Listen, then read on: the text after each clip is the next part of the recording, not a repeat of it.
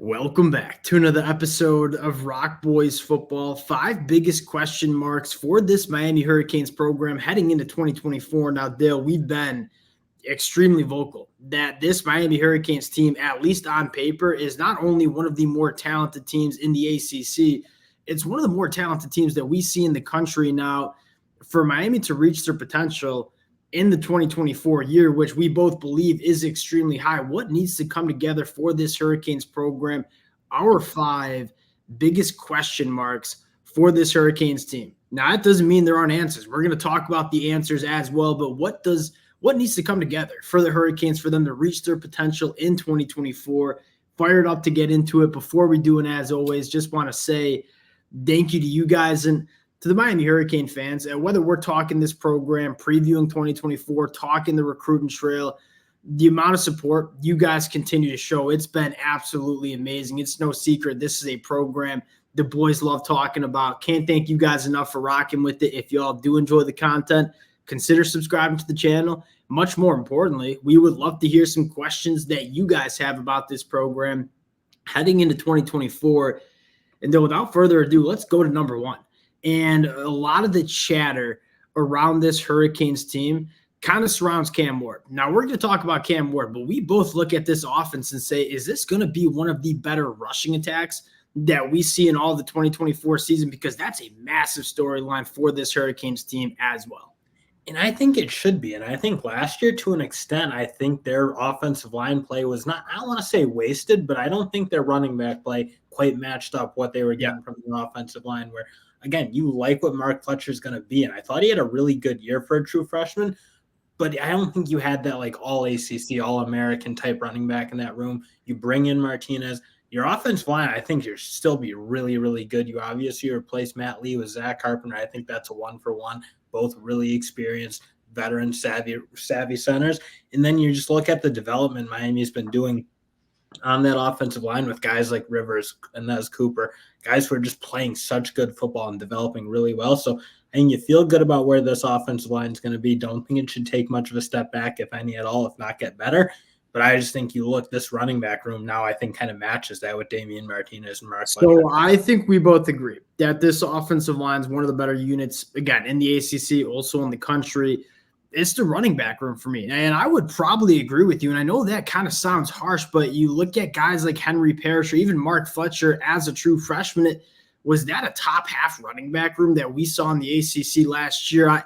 I'm not sure if it was. You look at 2024, you bring in a guy in Damian Martinez. I think that just shows you Mario Cristobal's dedication to running the football in the 2024 season. Being able to run it more physically, right? I mean, I think there's an element you had like Parrish, a guy who did make plays in space, but again, I don't think you had that ability to just grind teams down into the dirt. And I just think this offensive line, they should be able to do that. They should be able to run for have a floor of 4 yards of carry, be really, really physical, and just wear teams out that way. I don't think they had that last year, because really Fletcher was the only guy who could have done that. And I just don't think you see a lot of true freshmen. I was exactly going to say that. Like, you look at this Hurricanes running back room, how it's constructed. Hammers. Like, how many ACC teams or how many teams across the country are going to want to tackle guys like Damian Martinez and Mark Fletcher? I mean, it might be 35 plus times a game. I could very well see certain games where Mark Fletcher gets for 15 carries. Damian Martinez gets 15 to 20 carries, and it's just going to grind teams down. You combine that with an elite offensive line.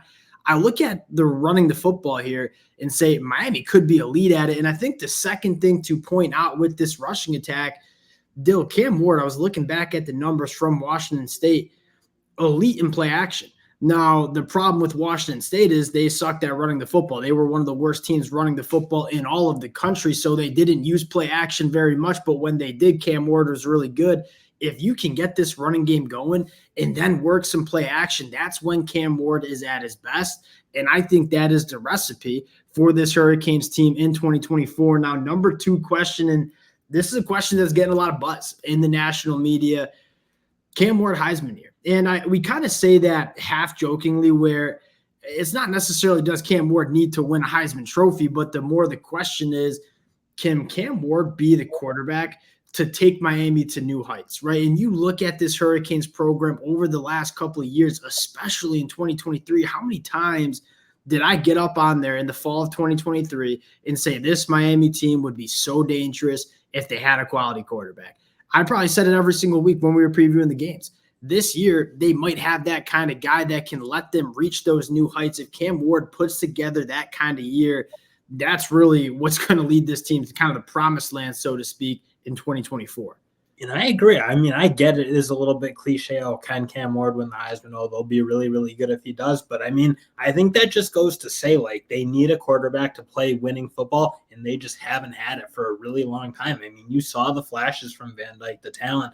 It's just when they needed plays to be made, he was typically not making those plays. He was doing the exact opposite and being the reason they were losing games. I think you want Cam Ward to be able to steal probably a couple of games for this Miami team where if things aren't going well, he can elevate that team, but you also need him to set that floor much, much higher where, again, he'll never be the reason you lose football games. I don't think his tenure in college football, nothing about him makes me think he's that type of guy. I think, if anything, he was a big-time elevator of talent at Washington State, given what you mentioned where they didn't have pros all around him on the offensive line, running back. Had solid wide receivers, but not really what Miami has for him. That's kind of what we're getting at here. And would I be putting my money on Cam Ward to win the Heisman?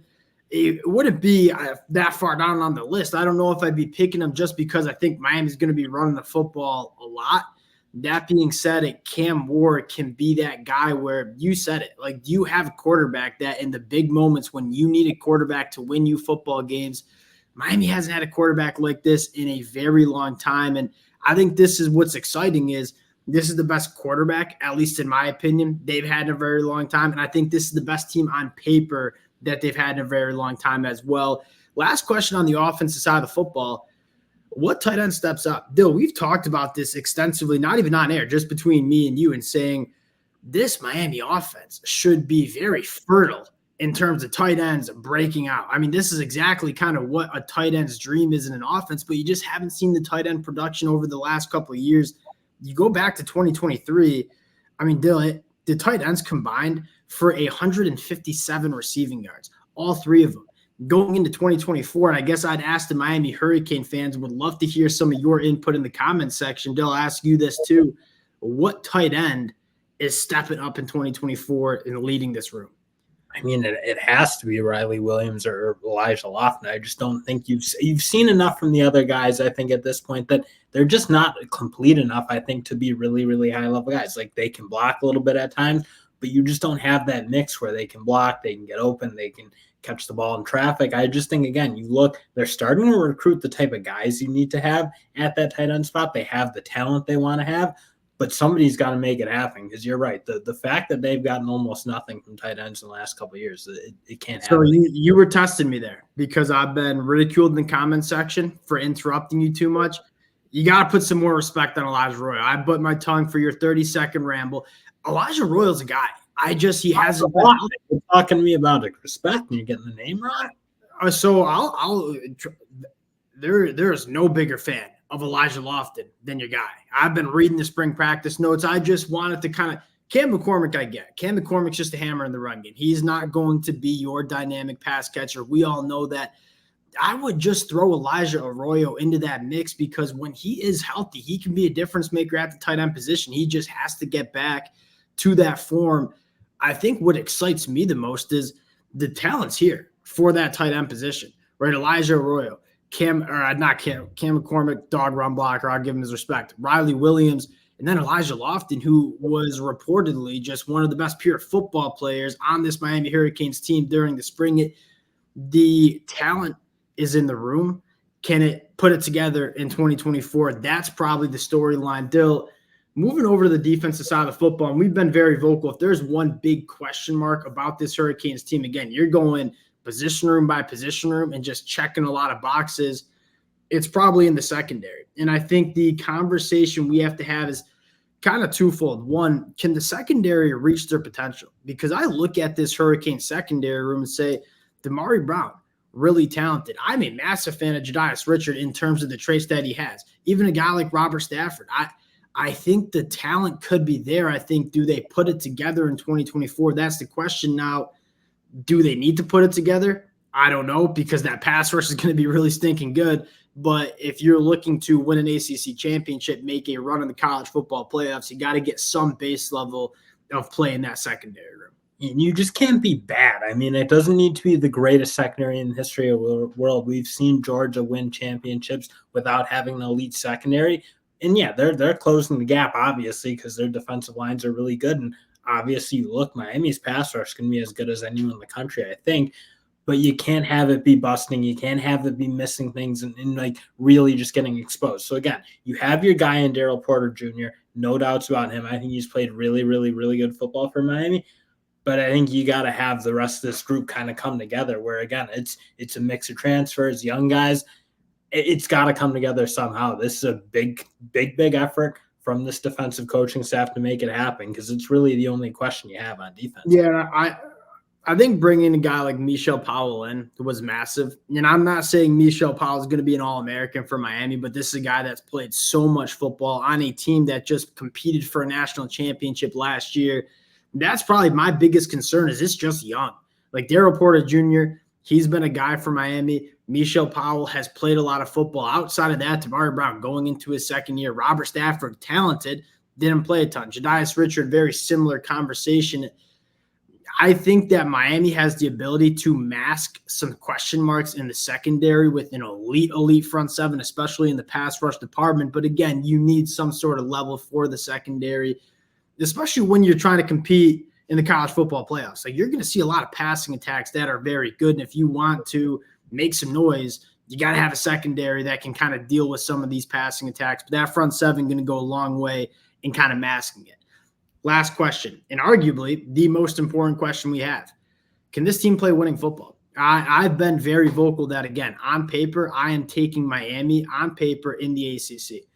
Now, my hesitation of picking Miami to win the ACC has to deal with, can they kind of establish that winning culture? Miami fans, I know, kind of feel the same way. We've talked about in the comment section, this team's really good. It hasn't played winning football. You go back to 2023, not only the clock management snafus that we've seen, but outside of the top 100 in penalty yards per game, outside of the top 100 in turning the ball over, Miami is a very good team that hasn't played winning football.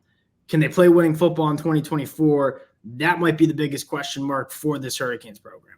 Yep, not much that. I mean, anyone who's watched this, and Mario Cristobal, he's gotten a bit of a tag now as a guy who, yes, he can recruit and do all these things, but in games he does blunder, and it's not totally unfair. I think people, like, again, they like to beat him up a little more than he deserves. That's just how the kind of the media works, but he does deserve some of it because some of these things have been inexcusable. And again, yeah, you're right. There are players too, though. You can't turn the ball over so much, can't commit so many penalties. That all falls on the head coach, at least in my opinion. Like, yeah, you look at Mario Cristobal and say you just got to run a tighter ship when it comes to Saturdays in the fall. And I've been lenient with him because, again, he's kind of come into Miami. He's had a lot of roster turnover, but this is the year where there's no excuses. No, we kind of had this conversation. If Mario Cristobal goes 7-5 again, that, at least in my opinion, I've been the biggest Mario Cristobal defender. Be in trouble if they win less than 8 games this year, and even then, like, they should get 9. I think this team is so talented. They just got to start filling it up in the win column. And so playing winning football, that's where it starts. Really hard to win games when you turn the ball over, when you commit penalties. And the penalties were beyond frustrating at some points. Like penalties and turnovers that cost you football games. Can they clean it up in 2024? Probably the biggest question. Could have led with that question. We'll cut it there. Appreciate you guys rocking with it again. If y'all do enjoy the content, consider subscribing to the channel. Appreciate you guys, and we'll talk to y'all later. Peace.